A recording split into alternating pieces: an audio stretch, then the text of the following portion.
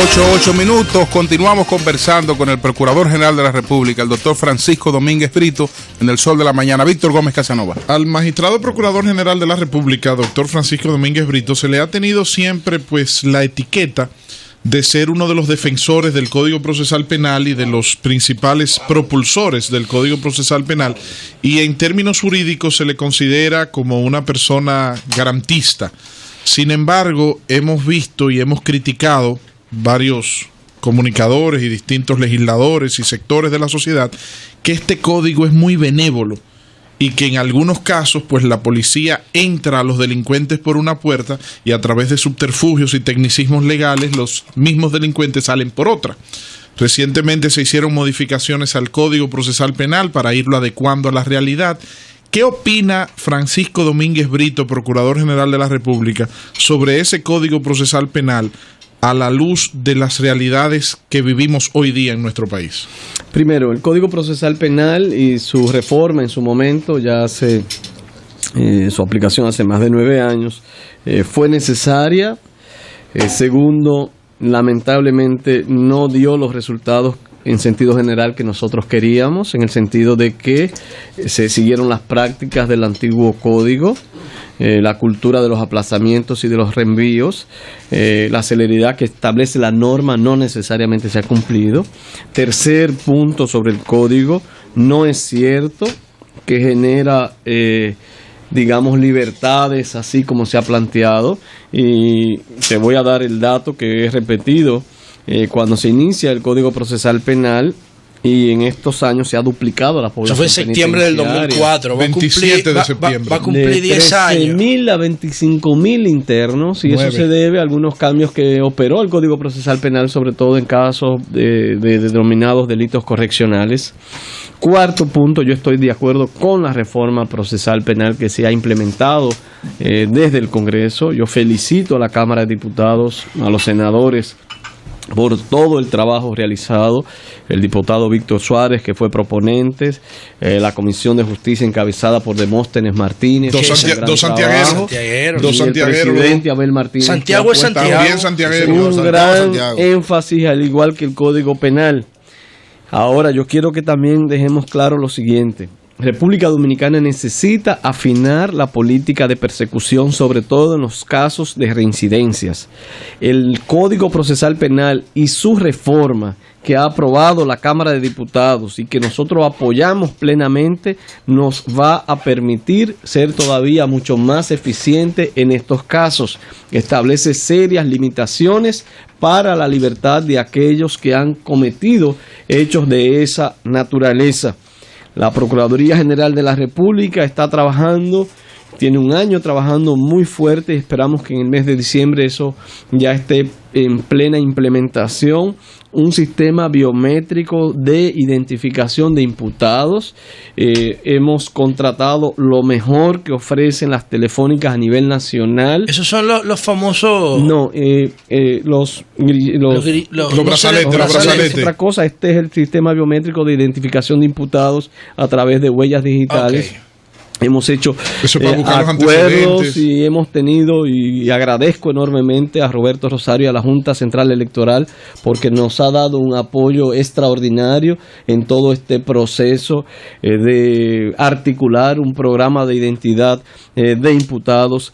Esto sí va a tener otro problema, es que si bien es cierto, con el Código Procesal Penal se duplicó la población penitenciaria, con estas nuevas reformas del Código Procesal Penal y las reformas que estamos implementando en el Ministerio Público, probablemente nos vamos a pegar en 30.000 internos y tenemos una sobrepoblación penitenciaria bastante complicada. El presidente Medina ha instruido ya que terminen los planos y que hagan todos los esfuerzos del lugar a los fines de construir nuevas cárceles dentro del nuevo modelo penitenciario. Ahora, Víctor, y aquí quiero entrar en otro tema, el problema no es el código. Nosotros hemos visto cómo, por ejemplo, en esta semana se otorgó libertad mediante una garantía económica de 3 millones a los buitragos, a los hermanos buitragos. Y que nadie me diga que es un problema de código. Cuando pones en libertad a una gente que dice que no tiene cédula, que demuestras que tiene 2 o 3 procesos, que la gravedad del caso es seria El código dice claramente que ahí hay un peligro de fuga. El código dice claramente que no debe operar la libertad. Pero el código no se puede defender y decirle a un juez o a un fiscal, protesto porque tú no me estás aplicando correctamente, tú has olvidado cuál es el espíritu del legislador. Son los actores que aquí tienen que revisarse, sobre todo en estos casos mayores. ¿Cómo puedes dar una libertad a personas que no tienen el más mínimo arraigo? Yo estoy hablando de uno de los carteles más grandes que ha conocido la República Dominicana. Yo estoy diciendo que en estos casos es probablemente mayor que los casos de Figueroa Agosto y el caso Quirino. Pero es una primera plana. Y eso no lo estamos entendiendo. ¿Por qué? Porque es la primera vez que se ha ido detectando un arraigo de ciudadanos colombianos, arraigo, no es paso, arraigo en la República Dominicana, donde probablemente desde aquí se está distribuyendo droga a los Estados Unidos y sobre todo Europa. Más voy todavía. ¿Qué está sucediendo con el mercado internacional de la cocaína? Es que los carteles mexicanos cada día tienen más control de los mercados norteamericanos y han ido desplazando a los carteles colombianos. Los carteles colombianos están buscando otros mecanismos, sobre todo de venta de las drogas en Europa, donde los precios son casi el doble, más caros, y tienen menos dificultades de enfrentamiento, de confrontaciones con los carteles mexicanos, que han sido muy duros y que asumen actitudes muy fuertes en términos de control. Y República Dominicana no puede darse el lujo de que estos procesos incipientes de carteles que utilicen nuestro país con un arraigo, desplazando incluso a los típicos facilitadores en materia de transporte, que era lo que nosotros teníamos aquí, para convertirse ya en capos con arraigo, lo que nosotros vimos en San Cristóbal. San Cristóbal no era un laboratorio propiamente dicho, pero sí era un laboratorio donde las drogas o las pastas que venían eran multiplicadas por 10 o por 12. Lo que quiero decir con esto, una mercancía que tiene un valor, digamos, de $100,000 se pegaba fácilmente en $1 millón. Y bueno, eso es sumamente Señor Procurador, ¿y la fiscalización para esos actores judiciales que tienen que actuar conforme a las expectativas del pueblo? Por ejemplo, esos jueces de la Corte de Apelación que motivaron incluso su sentencia, dijeron no tenemos pruebas contra los buitragos. Ellos la publicaron en los medios. Bueno, ¿cuáles son los mecanismos de fiscalización para evitar que los actores judiciales traicionen las aspiraciones de la sociedad? Ese caso empezó como lavado en un proceso inicial que hizo el DNI. No sé si ustedes recuerdan, un gran trabajo del DNI, y yo felicito al DNI. Una amiga de nuestra estuvo involucrada lamentablemente. ¿Eso era, Julio? Sí. Pero excúsame, procurador, que lo interrumpa. De último minuto, el presidente sirio acepta la propuesta del presidente Vladimir Putin de Rusia de que le sean entregadas las armas químicas de Siria a una inspección de parte de técnicos de Rusia. Y entonces esta había sido una propuesta que había sido emanada de parte del G20, del Consejo de Seguridad de las Naciones Unidas y del presidente de Estados Unidos, Barack Obama, para evitar la guerra y evitar el bombardeo. El presidente de Siria acepta la propuesta de entregar las armas químicas de su país a una evaluación de parte de expertos rusos, como había sugerido el presidente Vladimir Putin. Perdón, con lo de la fiscalización. La respuesta entonces a lo que había planteado José. Lo que te digo, José, por ejemplo, bueno, este es uno de los casos más serios. Aquí se encontraron cientos de miles de dólares, caletas con cocaína, apartamentos donde se rompieron algunas paredes y encontrábamos armas de guerra. O sea, yo te estoy hablando de que es un caso mucho más grande que cualquiera de los casos que aquí se han conocido. Redes establecidas con viviendas en Jarabacoa, en el área de Monteplata, Vallaguana, apartamentos en Santo Domingo, acciones criminales y talleres de mecánica en Santiago, apartamentos en Santiago, una estructura ya que tenía más de un año o más funcionando, viviendo con arraigo en República Dominicana, probablemente con conexiones con otras estructuras de colombianos que nosotros estamos conociendo en este momento. Esto realmente es un caso muy serio. Esta gente mata si tiene que matar, soborna si tiene que matar, no tiene miramientos para evitar ser sancionados, y el Ministerio Público tiene que ser valiente en este caso y tiene que denunciarlo y no puede quedarse callado y tiene que asumir su responsabilidad, porque nosotros no podemos permitir que el país caiga en manos de capos del narcotráfico. Nosotros hasta ahora simplemente somos puente. Nosotros no podemos pasar a otra etapa. El consumo, a pesar de lo que dicen las encuestas de victimización, nosotros somos uno de los países que tiene menor consumo de drogas en todos los países. Es decir, que no es verdad que la mayoría de los jóvenes... No tenemos 40.000 puntos de droga en los barrios. No, todo eso es mentira. Ay, tenemos, Vincho que lo dijo. No, eso no es verdad. Todo, además, la economía dominicana nos da para 40.000 puntos. ¿A cuánto van a ganar cada punto? Tenemos una droga por mi casa hay 20. Tenemos un nivel de pureza de la droga que indudablemente tampoco es buena. Lo que te quiero decir es un mercado pequeño, el de la República Dominicana, no es Brasil, claro. Para consumo, lo que quiero decir con esto. Hasta ahora el dinero de la droga que llega aquí es básicamente para trasiego. Yo no digo que no sea importante. Sí. La mayoría de los casos de robo, de atraco que tenemos están ligados al microtráfico. Para mí el microtráfico es funesto. La mayoría de los problemas de muertes que yo estoy viendo ahora mismo, cada vez que veo el parte diario, se debe básicamente de jóvenes matando a jóvenes, y las presunciones que tenemos es que por una lucha por puntos de droga que dejan 20.000 o 30.000 pesos mensuales, ni siquiera estamos hablando de millones de pesos. Sin embargo, se matan unos con otros. Cuando entrevisto jóvenes, en algunos casos que han trabajado como soporte de estos puntos, te dicen que han matado 1 o 2 entre ellos. Hay un porciento grande de 15, 20%, lo que he visto, que son casos indefinidos, que relacionamos necesariamente en materia de homicidio a estos puntos de microtráfico. Pero reitero, ya los buitragos están en libertad, están en libertad todavía, ¿no? Porque hay que cumplir una serie de parámetros que no se han cumplido. Va a recurrir el Ministerio Público recurrió de revisión, claro. Está haciendo todo lo que tiene para que hacer jurídicamente, porque el Ministerio Público tiene que trabajar. La sentencia para que los capos de narcotráfico no se apoderen de la República. ¿La apelación de ustedes suspende la ejecución de la sentencia en materia penal, no? No necesariamente. No la suspende. Sin embargo, hay parámetros que hay que cumplir, por ejemplo. Pero usted reitera que el caso de los buitragos, es más escandaloso, es más serio para el país que Figueroa Gómez, es más serio que Quirino, es más serio que Figueroa, porque aquellos son dominicanos que trabajaron. Yo lo he dicho varias veces y lo reitero aquí. O sea, aquellos casos son dominicanos, o en el caso de Figueroa, que trabajaba sobre todo con Puerto Rico, básicamente la droga que iba a Puerto Rico. Son casos menores en comparación de lo que nosotros estamos hablando. Sí. Antes de pasar a otros casos, digamos, de interés general nacional, el pasado viernes en Asua, nosotros hicimos el Sol de la Mañana desde Asua, y se produjo la denuncia de un periodista. Eso estoy preguntando, no le he preguntado eso. Que planteó que supuestamente un fiscal adjunto fue a un destacamento a buscar un hijo que estaba preso y que golpeó al policía que había detenido al le dio una trompa en un ojo, ¿fue? Sí. 2 dientes. Le aflojó. Eso fue la denuncia que se hizo. Entonces, no sé si a la Procuraduría ha llegado alguna información sobre este caso del fiscal adjunto Eusebio Corsino, se llama el fiscal Eusebio adjunto. Corsino, exacto. La denuncia la hizo el periodista Rafael Vargas. Muy atento a este caso desde que ocurrió, inmediatamente ocurrió.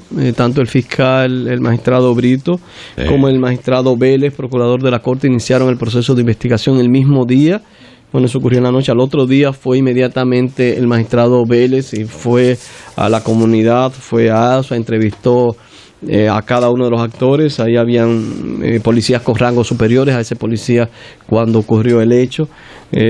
Precisamente en el día de hoy ya el magistrado Brito me comunicaba que va a entregar el informe y las recomendaciones del lugar, pero al parecer ese fiscal no tuvo la pericia, no tuvo la madurez, el tacto para enfrentar una provocación, que haya habido una provocación, pero eso no significa, claro. Él debe estar entrenado para manejar ese tipo de situación. Así es. Él debe estar preparado y al parecer no actuó con esa debida madurez que requiere su... Señor procurador, ¿qué puede hacer el Ministerio Público contra los violadores no denunciados. Un ejemplo, en el Hospital Regional Juan Pablo Pina, que yo te digo en San Cristóbal, en el trimestre abril, mayo, junio, información ofrecida por su director, atendieron 660 casos de niñas embarazadas entre 10 y 14 años. Entonces estamos hablando, digamos que uno de esos violadores violara a más de una niña, pero estamos hablando de cientos de violadores en una sola zona en San Cristóbal. ¿Y cuál es la gravedad del asunto? Que la familia dice, ¿cómo vamos a denunciar a ese señor de 40 años si ese señor nos mantiene el violador? Entonces llega la niña al hospital, pero la familia no quiere denunciar al violador y en muchos casos es alguien de la familia. Hay muchos casos, son diversos los embarazos de adolescentes. Estamos viendo embarazos de adolescentes con adolescentes, y estamos observando que el caso de los drinks, las bebidas alcohólicas, fines de semana, están motivando, digamos, muchas acciones de ese tipo, independientemente de lo educacional y de los valores que debe prevalecer en la familia.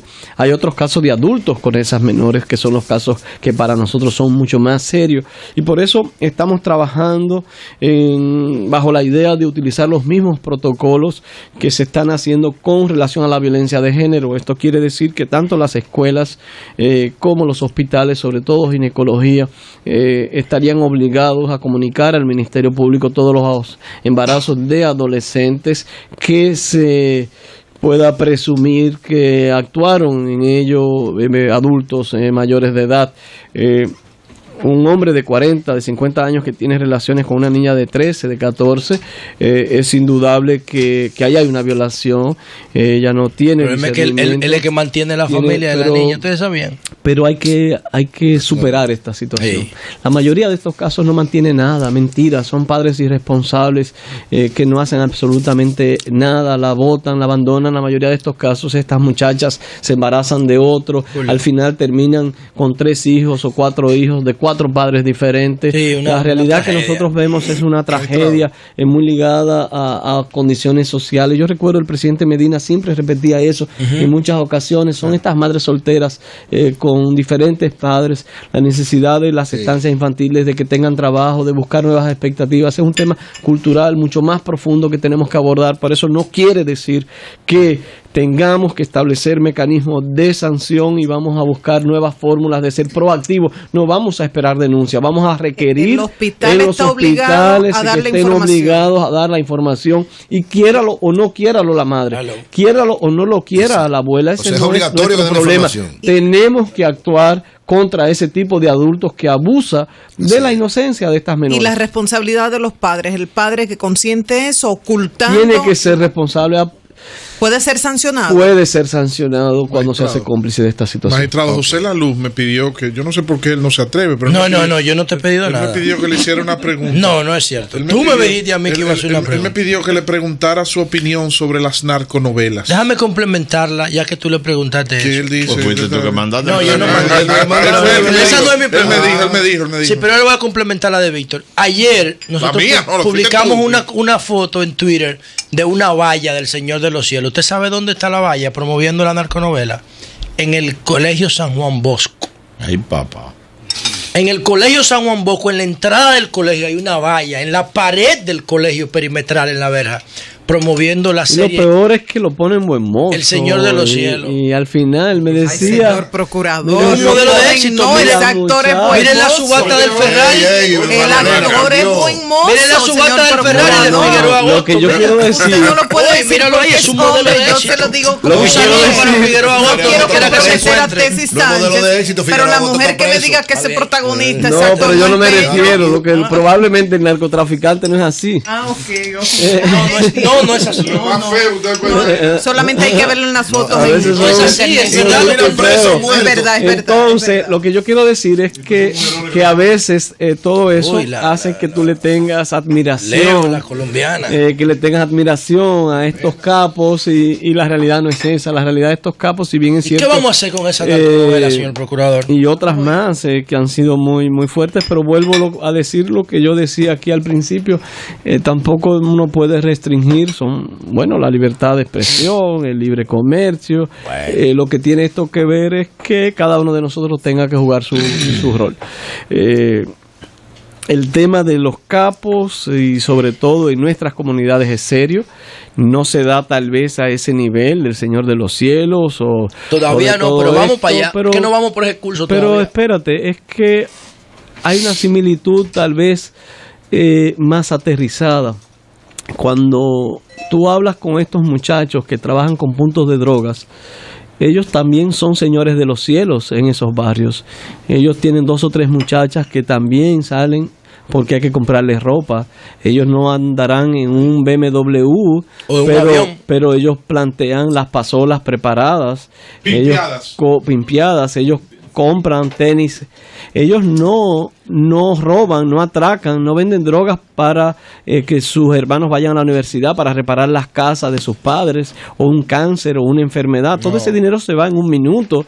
Un joven que en Mao atracó y obtuvo 600,000 pesos en un atraco en una banca. Cuando yo le preguntaba cuánto le duró ese dinero, le duró 3 meses a él y a su compañero, y todo lo gastaron, 600,000 pesos. ¿Qué le quedó? La absoluta miseria. Todo se fue en drogas, muchachas, ropa, vehículos de alquiler y así sucede. Entonces, de una manera u otra son las caricaturas de lo que parece algo más sofisticado en esas grandes películas. Aunque en el caso del Pentágono ya había cierto nivel de organización y de jerarquía estructurada y de perímetro. Pero igual es una caricatura, es en medio de la más absoluta miseria. Sí. Son callejones, viviendas que de 5 o 6 gentes viviendo, iguales, y todos terminan muertos, y todo termina mal, y todos terminan pobres. No ayuda. La droga no ayuda a nada, no logran nada. No ayuda saber a través de esa novela que Julio, la mayoría terminan asesinados, en cárcel. La mayoría de estos muchachos en nuestros barrios terminan muertos. Casi todos terminan muertos y terminan sin dinero. Y eso es el daño que hacen estos grandes capos. Cuando aquí se queda la droga, la cocaína, y se paga y llega al mercado local, lo único que estamos generando es muerto, violencia, robo y atraco. Y por eso tú tienes que combatir estos grandes capos de la droga que usan República Dominicana no solamente como tránsito, sino que de una manera u otra le están haciendo serio daño, porque incentivan el mercado local. Que sea un mercado no como el de Estados Unidos o el de Brasil, eso es lo de menos. Lo grande de esto es que nos genera muertes, que mensualmente tenemos asesinatos de jóvenes fruto de las luchas por el control del microtráfico, que destruyen las instituciones, que hay peaje lamentablemente con agentes de la DNCD o de la Policía Nacional, que estas gentes pagan, que en algunos casos se entregan ellos mismos, consumidores, para generar casos en los tribunales. Realmente esto destruye. Son las 8:31 minutos. Escúchame, Víctor, son las 8:31 minutos. Vamos a permitir una pregunta más. A ver si le podemos dar chance a 2 o 3 personas. Ahora que él menciona la DNCD, José, pregúntale cuál es el afán de él de querer llevarse la DNCD para allá. Ahora voy. Yo no me opongo a la libertad de los banqueros. Ustedes negociaron con ellos. Todo eso, no sé cuál es la opinión del procurador sobre la libertad de los banqueros, nada más queda 1 o 2 presos ya. Otro modelo de éxito. Pero hay un caso que a nosotros nos atañe mucho por nuestro trabajo, que es el de Luis Zapata Sánchez, señor procurador. Lo hablábamos ahorita antes de tu llegar.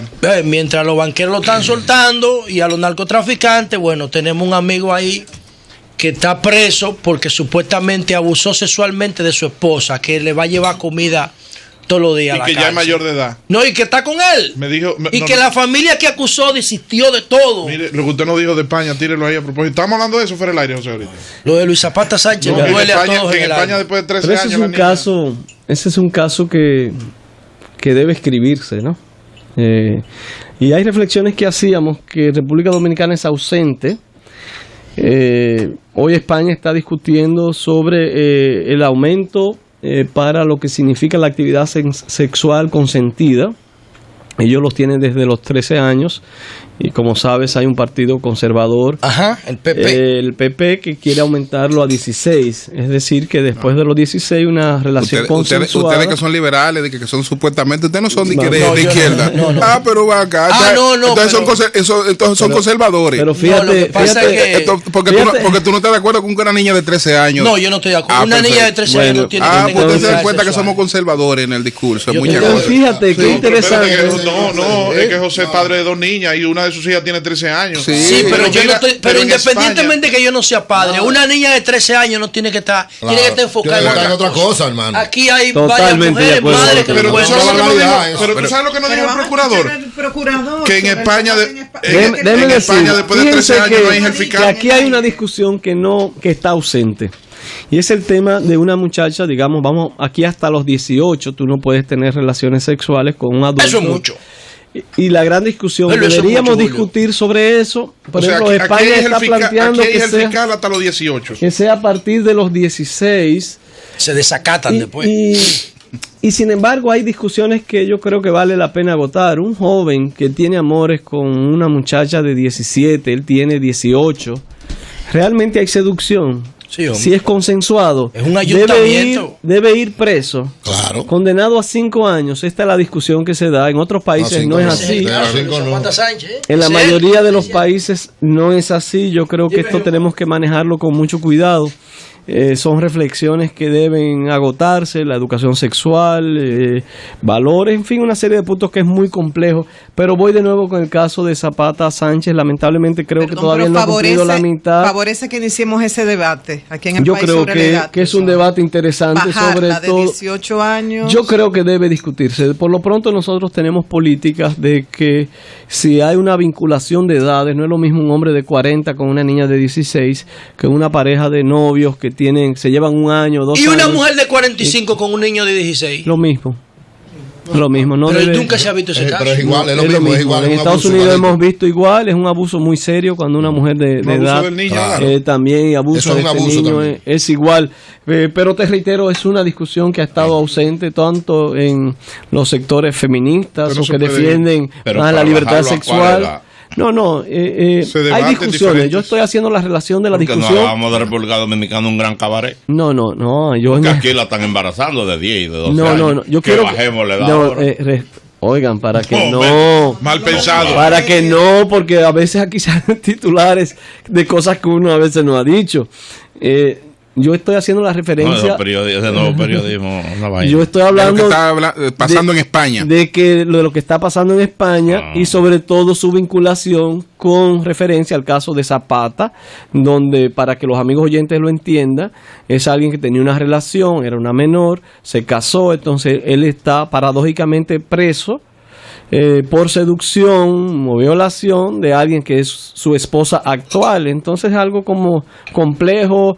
Yo no voy a hacer juicio de valor ahora sobre ello, pero son temas que merecen reflexión. No modifico lo que usted dijo. Si en 140 caracteres digo, en España edad para la actividad sexual consentida 13 años y buscan aumentarla. En RD 18 años. ¿Debemos debatir eso? Yo creo que sí, su planteamiento, pero con lo de los 13 años ellos tienen un parrafito que también establece una correlación entre la edad del varón, en este caso si es la hembra, y la niña de 13 años. Es decir, que yo pudiera deducir que si es un hombre de 50, ahí pudiera estar tipificado. Bueno, son las 8:36 minutos. Tenemos que hacer una pausa y por favor, vamos a permitir al regreso llamada de la gente.